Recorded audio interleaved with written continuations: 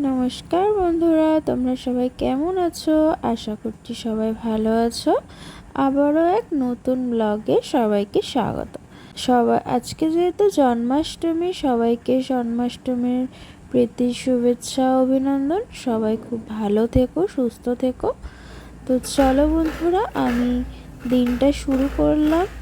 আজকে গোপাল আছে যেহেতু আমার বাড়িতে, আমার গোপু সোনার জন্য আজকে ভোগ বানাবো। তাই ভোগ বানানোর জন্য প্রথমেই নারকেল নাড়ু করব। তার জন্য নারকেল কুড়ে নিচ্ছি প্রথমে।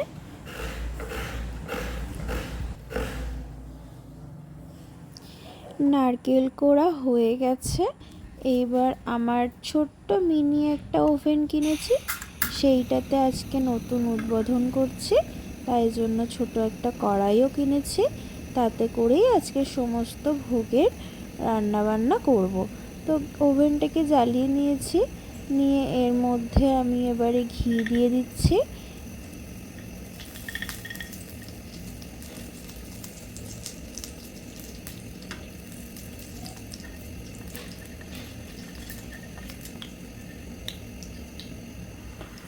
তো বন্ধুরা, ঘিয়ের মধ্যে আমি পরিমাণ মতো চিনি দিয়েছিলাম, তাই দেখো কালারটা চেঞ্জ হয়ে গেছে, ব্রাউন ব্রাউন কালার হয়ে গেছে।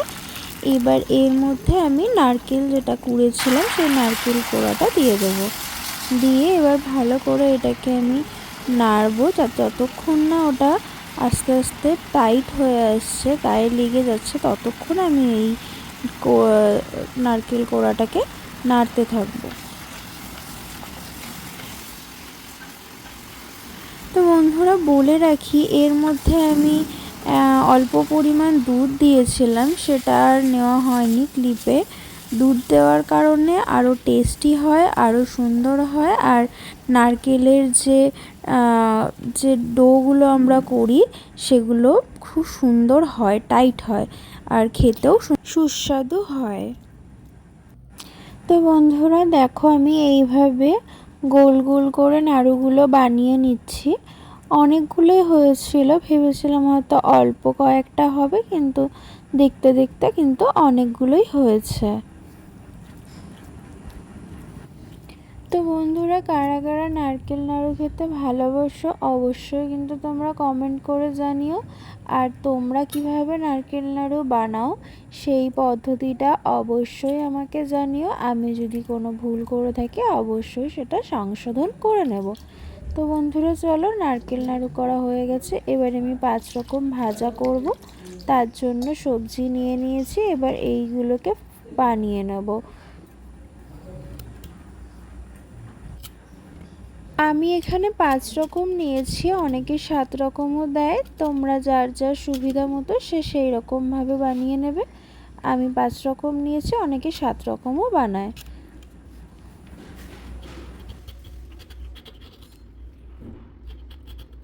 তো চলো বন্ধুরা, সবজি বানাতে বানাতে কয়েকটা কথা বলি। আজকে ভাবিনি যে এত কিছু আয়োজন করতে পারবো। ইচ্ছা ছিল সকালবেলা স্নান করে দেন মাকে নিয়ে একটু পুজো দিতে যাব। সামনে কাছাকাছি একটা লোকনাথ মন্দির আছে, সেই মন্দিরে পুজো দিতে যাব।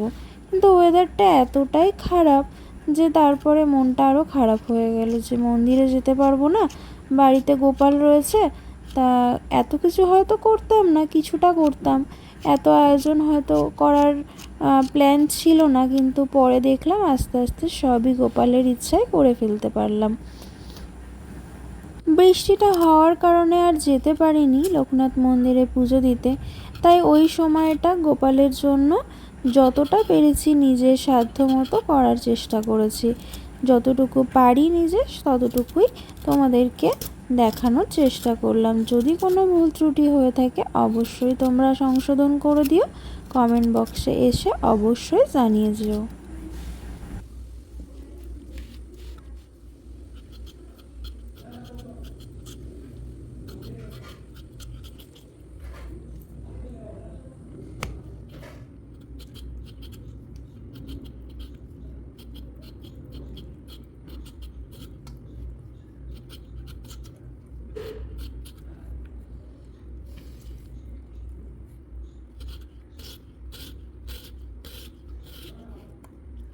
5 রকম ভাজা আমার প্রায় বানানো হয়েই এসেছে। এরপরে আমি একটা কাজ করব, আগে যেহেতু সবজিগুলো বানিয়ে নিয়েছি, এবার আমি ময়দাটা মেখে নেব লুচি করার জন্য। আমি অল্প পরিমাণ যেহেতু ভোগ বানাচ্ছি, তাই পরিমাণ মতো ময়দা নিয়ে নিলাম। তার মধ্যে অল্প একটু ঘি দিয়েছিলাম আর আমার হাতের আন্দাজ মতো। তারপরে জল দিয়ে ভালো করে ময়দাটা মাখিয়ে নিচ্ছি।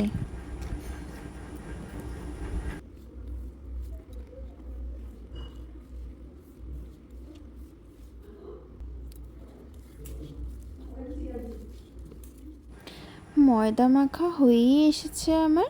ময়দা মাখা আমার হয়ে গেলে এবার লিচি কেটে নেব, নিয়ে লিচিগুলোকে গোল করে বেলতে শুরু করব।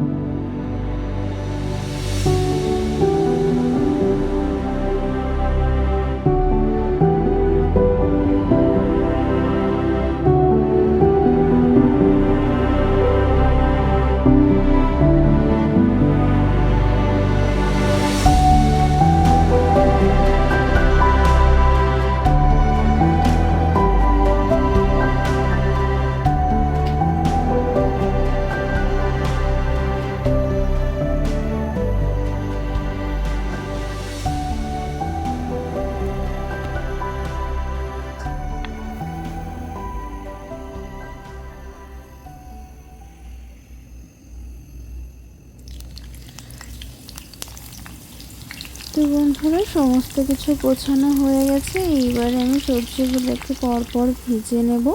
প্রথমে উচ্ছেটা দিয়ে দিয়েছি, উচ্ছেটা ভাজা করে নিচ্ছি ভালো করে।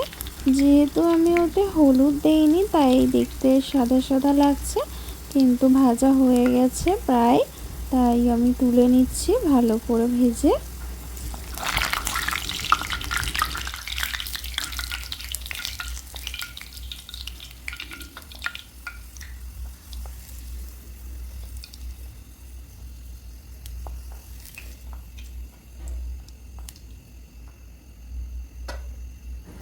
উচ্ছে ভাজা হয়ে গেছে, এবার পটলগুলোকে ভালো করে ভেজে নেব লাল লাল করে। যেহেতু আমি একটা পটল নিয়েছিলাম, তাই জন্য ওটাকে আমি 4 টুকরো করে নিয়েছি ভালো করে, যাতে দেখতে অনেকগুলোই লাগে আর পরিমাণও অনেকটা হয়।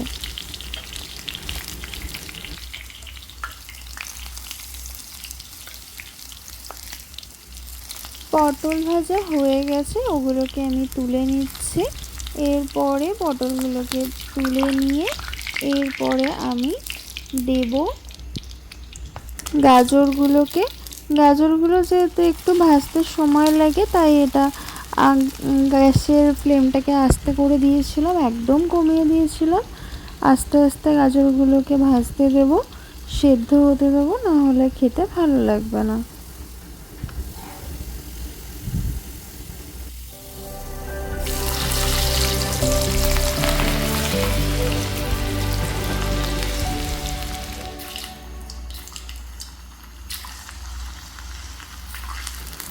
বন্ধুরা, তোমাদের এই রান্না করতে করতে কয়েকটা কথা বলি। যারা এরকম অল্প ভোগ বানাতে চাও বা বাড়িতে অনেক সময় প্রবলেম হয়, নিজেদের রেগুলার যে গ্যাস ওভেন ইউজ করা হয় তাতে প্রবলেম হয়, তারা আমার মতো এই ছোট মিনি ওভেনটা অবশ্যই কিনে নিতে পারো। এতে অনেকটাই সুবিধা হয়, অনেক তাড়াতাড়িও রান্নাটা হয়ে যায় ভোগটা, আর এতে টাইমটাও কম লাগে, জিনিসটাও তাড়াতাড়ি হয়ে যায়। তো তোমরা এটা ইউজ করতে পারো। তোমরা এটা যদি কিনতে চাও অবশ্যই কমেন্ট করে জানিও কোথায় পাবে, আমি লিঙ্কটা দিয়ে দেবো।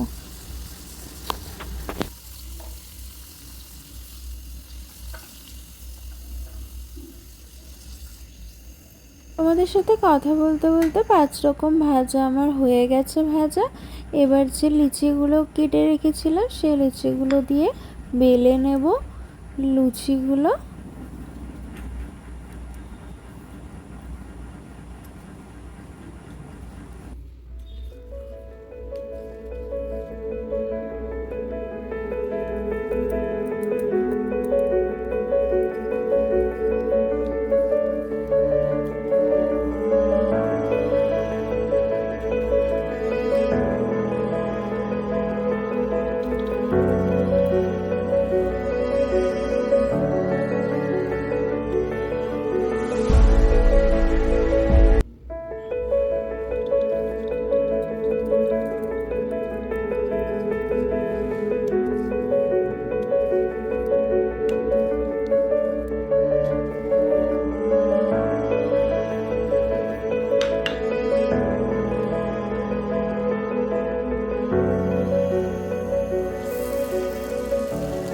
লুচিগুলো সমস্তটাই বেলা হয়ে গেছে, এবার ভেজে নেব। দেখো কি সুন্দর ফুলেছে লুচিগুলো।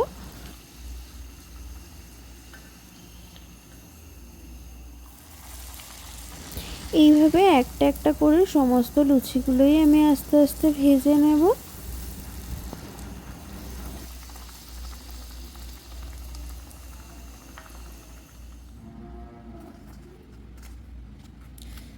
লুচি করা হয়ে গেছে, সমস্তটাই ভাজা হয়ে গেছে কমপ্লিট। এইবার তালের বড়া করব।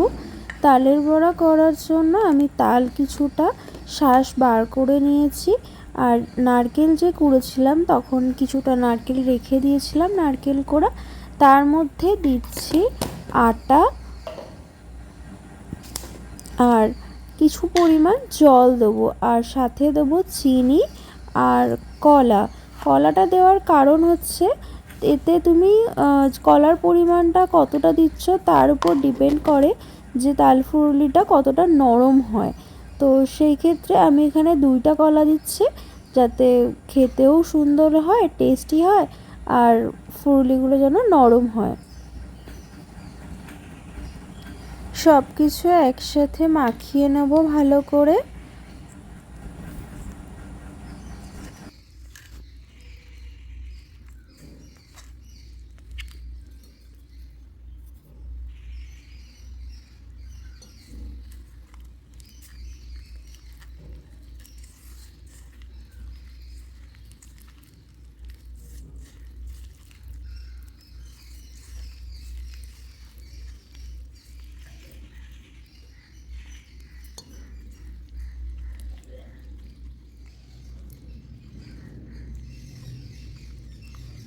মাখানো প্রায় হয়ে এসেছে, এইবার একটা একটা করে দিয়ে বড়াগুলোকে ভেজে নেব। জন্মাষ্টমীতে তালফুরুলি খেতে আমার তো ভীষণ ভালো লাগে। তোমাদের কার কার ভালো লাগে অবশ্যই কমেন্ট করে জানিও। আর কে কীভাবে করো তালফুরুলির রেসিপিটা অবশ্যই তোমরা আমার সাথে চাইলে শেয়ার করতে পারো। আমার প্রায় হয়েই এসেছে সমস্ত ভোগের রান্না। এবার গোপুসোনাকে স্নান করাবো। স্নান করিয়েই দেখো ওকে ওর সিংহাসনে বসিয়ে দিয়েছি, ওকে সাজিয়ে গুছিয়ে, তারপর ভোগও সাজিয়ে দিয়ে দিয়েছি। এইবার আমি পুজোটা শেষ করব, কমপ্লিট করব। আমি আমার মতো করে পুজোটা করেছি।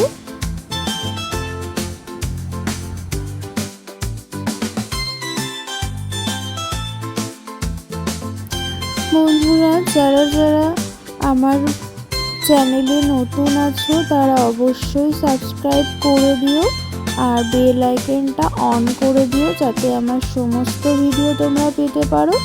আর ভিডিওটা যদি ভালো লেগে থাকে অবশ্যই একটা লাইক করে দিও, আর ভালো লাগলে অবশ্যই শেয়ার করে দিও। ভালো থেকো বন্ধুরা, দেখা হচ্ছে আবারও এক নতুন কোনো ব্লগে।